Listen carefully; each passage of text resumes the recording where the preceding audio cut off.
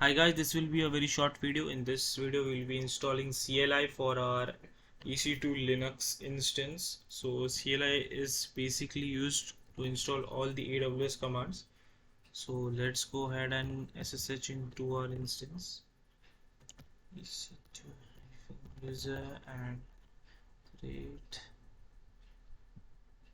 public address and paste.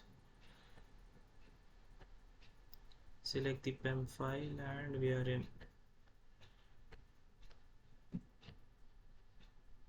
So for this I have created a notepad, so I will just show it to you guys. So this is the commands that we require. Let's do sudo su first. Okay, just typed into the wrong file. Okay, sudo su, gain the root access, change directory, and we are all set to go. Copy the first command. This is the Amazon CLI version 2.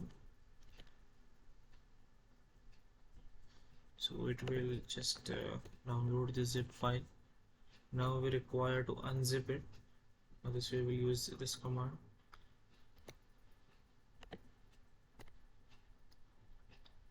And then we require to run this command. It will basically install now. And we are ready to go. And now you can check the previous version and the current version. So for previous version you can copy this command, paste it over here.